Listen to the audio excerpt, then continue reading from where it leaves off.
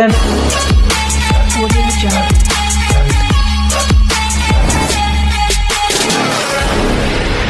శ్రీ గురుభ్యో నమః. ఓం శ్రీ మాత్రే నమః. హాయ్ అండి, నేను మీ Chandraprayas Vivek, astronumerologist in advanced 14 dimensions pronologist. So friends, ఈరోజు వచ్చేసి మనం ఏ మంత్లో అయినా సరే 7వ తారీఖు, 16వ తారీఖు, 25వ తారీఖు పుట్టినటువంటి వాళ్ళ యొక్క లక్షణాలు అనేటువంటిది ఎలా ఉంటుందో తెలుసుకునే ప్రయత్నం చేద్దాం. సో ఈ వీడియోలో మనం ఫస్ట్ వచ్చేసి వీళ్ళ యొక్క బేసిక్ క్యారెక్టర్స్ ఎలా ఉంటాయి, అలానే వీళ్ళకి వచ్చేటటువంటి హెల్త్ ఇష్యూస్ ఏంటి, నెక్స్ట్ వచ్చేసి వీళ్ళ మ్యారేజ్ లైఫ్ అనేటువంటిది ఎట్లా ఉంటుంది, కొన్ని కీ పాయింట్స్, అలానే వీళ్ళు ఏ ప్రొఫెషన్లో బాగా రాణిస్తారు, వీళ్ళు ఎటువంటి ఫుడ్ అనేటువంటి తీసుకోవాలి, ఇటువంటి విషయాల గురించి మనం ఈ వీడియోలో తెలుసుకునే ప్రయత్నం చేద్దాము.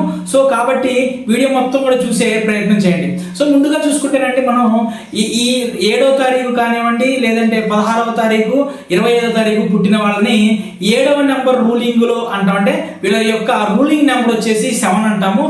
యాజ్ పర్ న్యూమరాలజీ ప్రకారం 7 అనేటువంటి నెంబర్ కి రూలింగ్ వచ్చేసి మనకి కేతు అన్నమాట. మనందరికీ తెలిసిందండి, కొద్ద గొప్ప మనకి ఆస్ట్రాలజీ టచ్ కనుకుంటే మనందరికీ తెలుసు కేతువు వైరాగ్యానికి కారకుడు. అంటే కేతువు డిటాచ్మెంట్స్ ని, వైరాగ్యాన్ని మనకి కల్పిస్తుంటాడు అనమాట. కేతువుని స్పిరిచువల్ కి కారకుడు అనమాట కేతు. కాబట్టి ఈ 7వ నెంబర్, ఈ 7 నెంబర్ రూలింగ్ లో ఉన్న వాళ్ళకి స్పిరిచువాలిటీ అనేటువంటిది చాలా అంటే చాలా ఎక్కువగా ఉంటుంది. అంటే వాళ్ళ దేవుని పట్ల, మత గ్రంథాల పట్ల, మత విశ్వాసాల పట్ల చాలా గొప్ప నమ్మకంతో ఉంటారు వీళ్ళు. దీనికి 2 టైప్స్ ఉంటాయండి. చిన్నప్పటి నుంచి వీళ్ళని కనుక మనం స్పిరిచువల్ పాత్లో కనుక మనం చిన్నప్పటి నుంచి పెంచితే వీళ్ళకి అపారమైనటువంటి భక్తి భావనలు వాళ్ళ రిలీజియస్ పట్ల, అంటే వాళ్ళ మతం పట్ల, వాళ్ళ భగవంతుని పట్ల, వాళ్ళ ఆచార వ్యవహారాల పట్ల అద్భుతమైనటువంటి జ్ఞానంతో గొప్ప జీవితంలోకి వెళ్తూ ఉంటారు. అంటే దాని గురించి ఎక్కువగా వీళ్ళు చెప్పడానికి ఆస్కారం ఉంటుంది. అలా కాకుండా చిన్నప్పటి నుంచి వాళ్ళకి దైవభక్తి కనుక లేకుండా కనుక ఉంటేనండి, పెద్ద తర్వాత వీళ్ళు ఈ దేవుడు లేడు అంటే ఎలా అంటే నాస్తికత్వంలోకి వెళ్ళిపోయేటువంటి ఛాన్సెస్ అనేటువంటిది చాలా అంటే చాలా ఎక్కువగా ఉంటాయి అనమాట. ఓ రంగా చూసుకునేనండి, వీళ్ళకి చాలా సింప్లిసిటీకి సంబంధించి, అంటే చాలా సింపుల్ గా ఉండేటువంటి జీవితాన్ని అనుభవించడానికి వీళ్ళు ఎక్కువగా ఇష్టపడతారండి. అంటే నీట్ గా ఉండేటువంటి క్లోత్స్ వేసుకోవడానికి వీళ్ళు ఇష్టపడుతున్నారు. ఫర్ ఎగ్జాంపుల్ లగ్జీరియస్ క్లోత్స్ కానివ్వండి, సూట్స్ వేసుకోవడం కానివ్వండి, ఇటువంటి దాని మీద వీళ్ళకి పెద్దగా ఎక్కువ ఆసక్తి ఉంటుంది. ఎందుకు చెప్పారు కదండి, కేతువు దేని మీద కూడా వ్యామోహాన్ని, ఇష్టాన్ని పెంచుకునేటువంటి లక్షణాలు అనేటువంటి వాటికి వీళ్ళకి ఉండవు అనమాట. నెక్స్ట్ వచ్చేసి స్పిరిచువాలిటీ, అంటే ఆ భగవంతునికి ఏవైతే ఎక్కువగా దగ్గర ఉంటాయో, ఆ భగవంతుని స్తుతించడానికి ఏవైతే ఎక్కువ ఉంటాయో వాటన్నీ కూడా ఈ 7 నెంబర్తో లింక్ అప్ అయి ఉంటాయండి. కాబట్టి మీరు చూసుకోండి, మన వారంలో 7 రోజులు ఉంటాయి. అంటే 7 నెంబర్తో కనెక్ట్ అయ్యి 7 రోజులు ఉంటాయి. నెక్స్ట్ సప్తపదులు అంటాం, సప్త స్వరాలు అంటాం. సంగీతంలో చూడండి 7 నోట్స్ ఉంటాయి. సరిగమ పదనిస 7 నోట్స్, సప్త స్వరాలు, సప్తర్షి మండలం, సప్త సముద్రాలు, సప్త కన్యలు, సప్త లోకాలు, సప్త నాడులు. ఈ విధంగా భగవంతునికి సంబంధించినటువంటి స్పిరిచువాలిటీలో ఉండే ఏదైనా సరే 7 అనేటువంటి నెంబర్తోనే లింకప్ అయి ఉంటుంది అనమాట. వీళ్ళకి ఇంకొక రకం చెప్పండి, వీళ్ళు ఎక్కువగా ఒంటరితనాన్ని కోరుకుంటూ ఉంటారు. చెప్పాను కదా, ఎవరు కేతువు మనకి వైరాగ్యానికి కారకుడు అని చెప్పాను కదా. అందుకే వీళ్ళు ఎక్కువగా కూడా 10 మందిలో కలవకుండా ఒంటరితనాన్ని కోరుకుంటూ ఉంటారు. సో ఈ 7 నెంబర్ సిరీస్ లో జన్మించినటువంటి వాళ్ళల్లో మనకి బాగా ఇప్పుడున్న వాళ్ళ టాప్ మోస్ట్ ఎవరండి, Dhoni, the great legendary. Cricket లో ఒక గొప్ప లెజెండరీగా వీళ్ళు అయ్యింది మనం అనుకుంటూ ఉంటాం కదా. సో ధోని గారిని ఎగ్జాంపుల్ గా తీసుకొని ఈ 7 నెంబర్ కి సంబంధించినటువంటి లక్షణాలు మీకు నేను వివరిస్తాను. సో మీకు చాలా అంటే చాలా ఈజీగా అర్థమైపోతుంటుంది. ఈ నెంబర్ 7 కేతు ఎవరైతే ఉన్నారో, కేతువుకి తలకాయ ఉండదు, ఓన్లీ మొండమే ఉంటుంది. అంటే వీళ్ళు మనం ఏదన్నా సరే లోకాన్ని మనం కంటితో చూస్తాం కదా, కానీ ఈ నెంబర్ 7 సిరీస్కి సంబంధించినటువంటి వాళ్ళు ఈ లోకాన్ని కంటితో చూడరండి, మనసుతో చూస్తారు. మరి వీళ్ళకి తలకాయ ఉంటుంది కదా, వీళ్ళకి ఉండేదేంటి, ఈ మెడ కింద నుంచి పాటు, అంటే మొండానికి సంబంధించినటువంటి ఏదైతే పాటునో మనసుతో చూస్తారు. అందుకే చూడండి, వికెట్ల ముందు ఎదురుగా ఎవరైతే ఎంపైర్ ఉన్నారో, ఎంపైర్ నాట్అవుట్ అన్నా సరే వికెట్ల వెనకమాల ఉన్నటువంటి ధోని దాన్ని కనుక అవుట్ అని చెప్పి అప్పీల్ చేస్తే అవుటే వస్తుంది. చూడండి, DRS system Dhoni review system గా మారిపోయింది. ఎందుకు, కళ్ళ ముందున్న ఎంపైర్ కేవలం కళ్ళతో మాత్రమే అది అవుటా నాట్ అవుట్ అని చూశారు. బట్ కానీ వికెట్స్ వెనకమాల ఉన్న ధోని దాన్ని హృదయంతో చూశాడు. కేతువు రూలింగ్ లో ఉంది కాబట్టి ధోనికి ఆ విజనరీ అనేటువంటిది వచ్చింది. ఇక నెక్స్ట్ ఇంకోటి చెప్పాలంటే వీళ్ళు భవిష్యత్తుని అద్భుతంగా అంచనా వేయగలుగుతారు. అంటే ఫ్యూచర్ ఏం జరగబోతుంది అటువంటి దాన్ని వీళ్ళు అద్భుతమైనటువంటి అంచనా వేయగలుగుతారండి.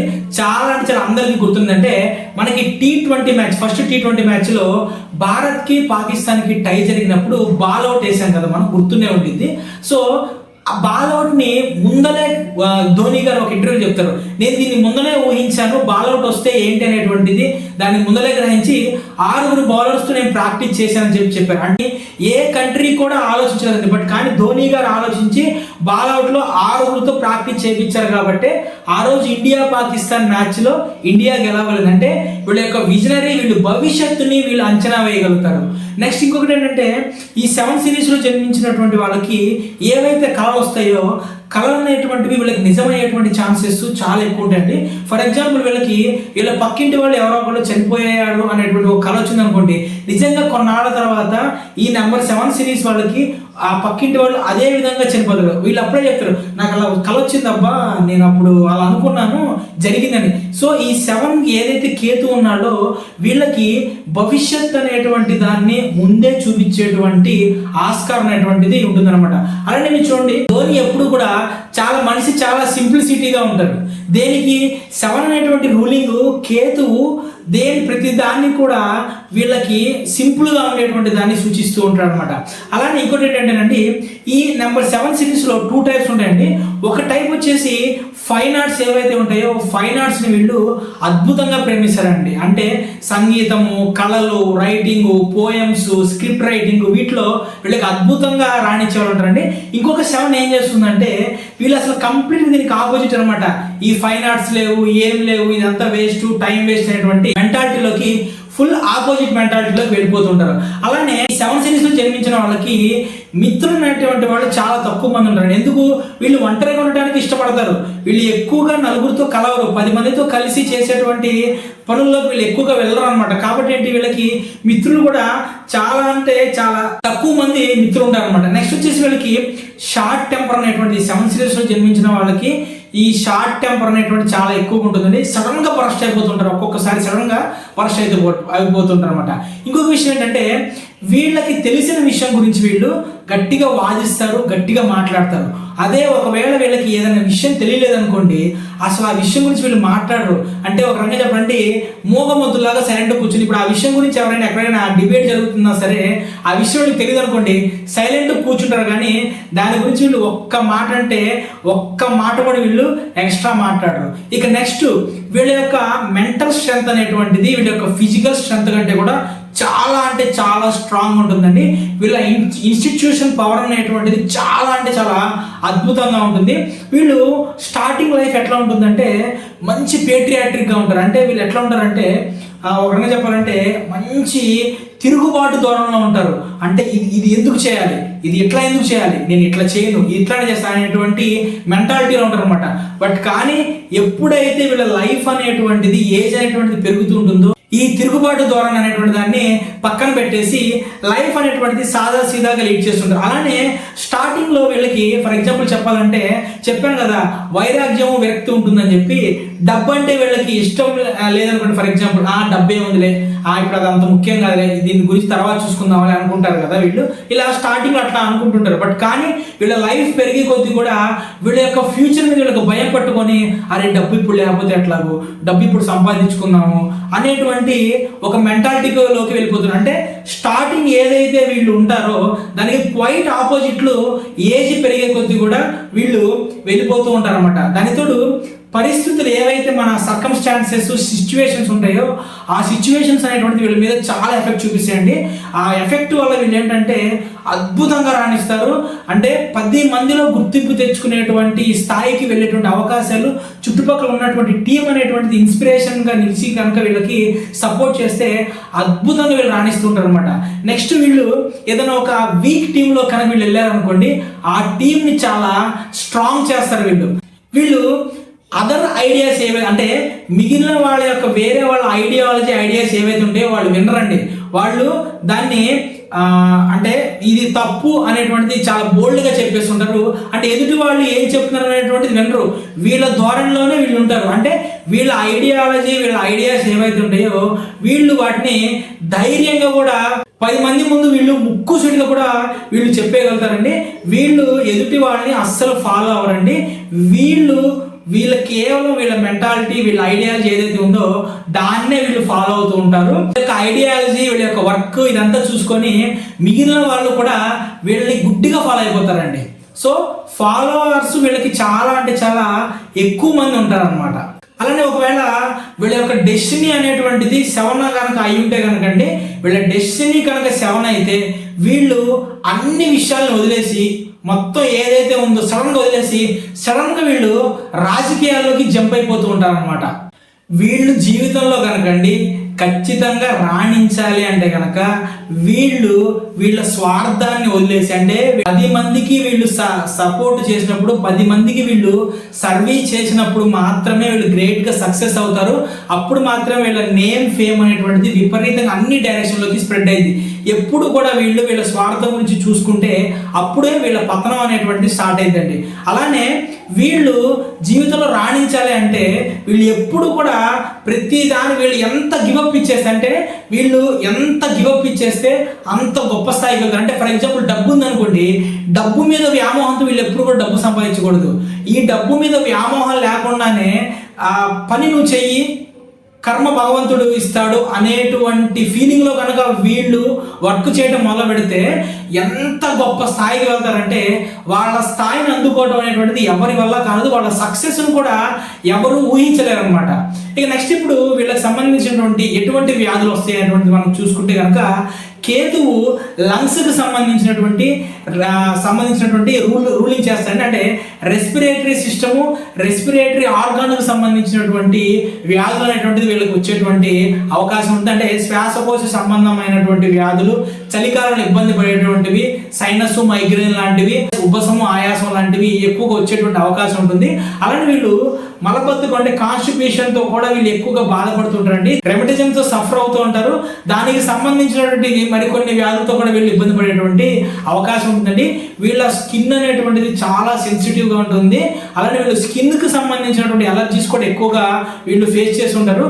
అలానే వీళ్ళకి ఎక్కువగా బ్లడ్కి సంబంధించినటువంటి ఇన్ఫెక్షన్స్ అనేటువంటివి ఎక్కువగా వస్తుంటాయండి. ఫిజికల్గా వీళ్ళు ఎంత ఎక్సర్సైజ్ చేసి ఎంత స్ట్రాంగ్గా ఉంటే వీళ్ళ డిసీజెస్ నుంచి వీళ్ళు అంత దూరంగా ఉండేటువంటి అవకాశం ఉంటుందండి. ఇక నెక్స్ట్ వీళ్ళు ఎటువంటి ఫుడ్ అనేటువంటి తీసుకోవాలంటే కనుక వీళ్ళు ప్రతిరోజు కూడా ఆకుకూరలు అనేటువంటిది వీళ్ళ యొక్క డైట్లో ఖచ్చితంగా ఉండేటట్టు చూసుకోవాలి.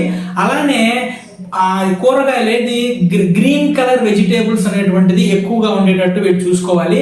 క్యాబేజీ, గుమ్మడికాయ, కీర, క్యాలీఫ్లవరు, సొరకాయ, అలానే ఆకుకూరలు, దోసకాయ, ఉల్లిపాయ ఇటువంటివి వీటిలో ప్రతిరోజు కూడా వీళ్ళ డైట్లో ఎక్కువగా ఉండేటట్టు చూసుకోవాలండి. ఇక వీళ్ళు కనుక చూసుకుంటారండి గ్రేప్స్ కానివ్వండి, పైనాపిల్, మనం బ్లాక్ రెజిన్స్ అంటాం కదా, నల్ల ద్రాక్ష, అరటిపండు ఇటువంటివి ఖచ్చితంగా కూడా వీళ్ళ డైట్లో ఖచ్చితంగా ఉండాలండి.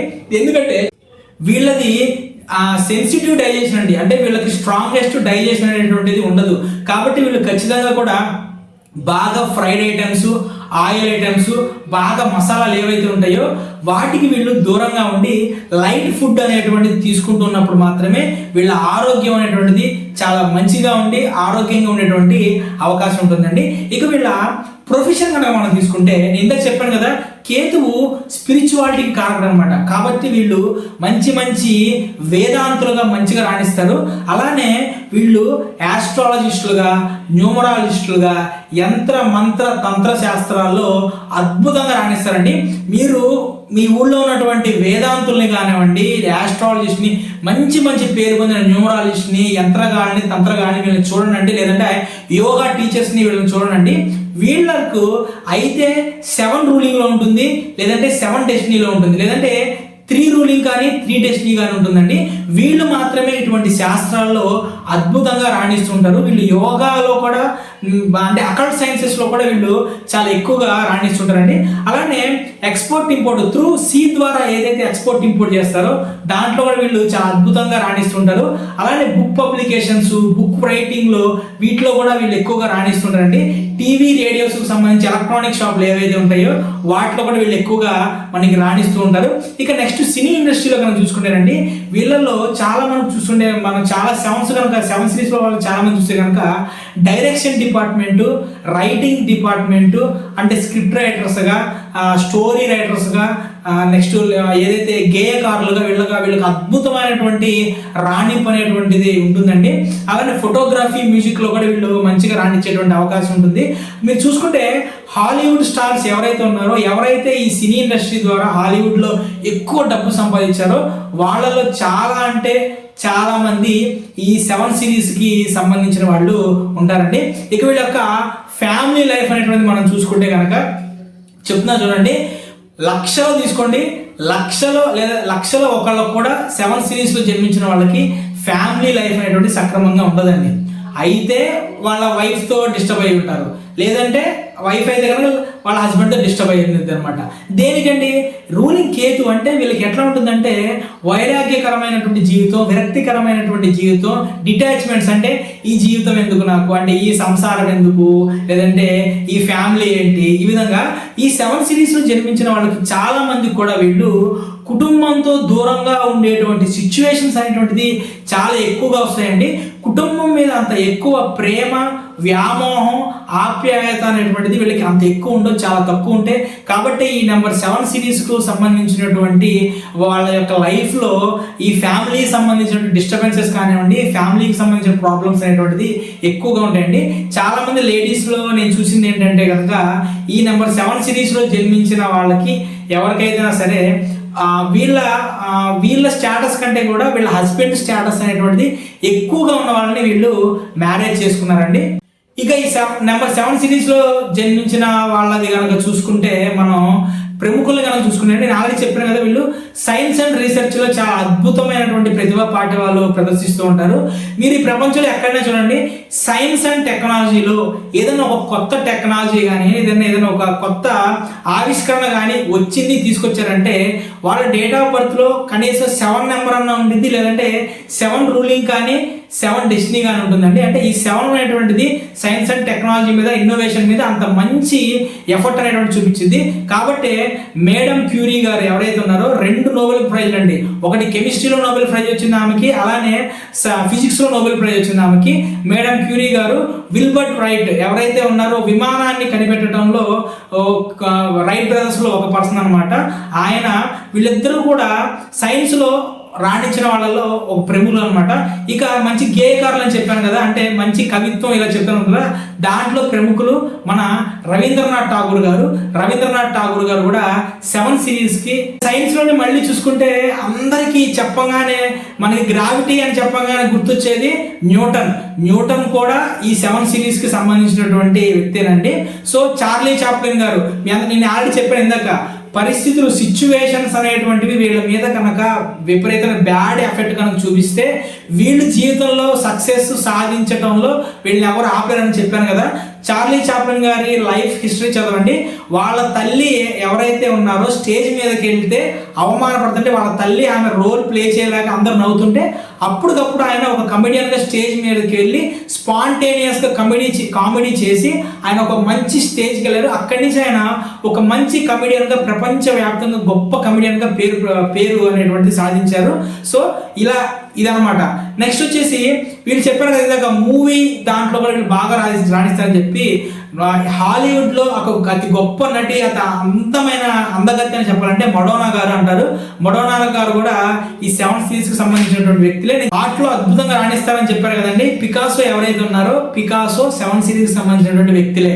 అలానే నెక్స్ట్ అటల్ బిహారీ వాజ్పేయి గారు కూడా 7 సిరీస్కి సంబంధించినటువంటి వ్యక్తే. అలానే నేను చెప్పాను ఇందాక స్టోరీ టెల్లింగ్ లో కూడా వీళ్ళు అద్భుతంగా రాశారని చెప్పాను కదా.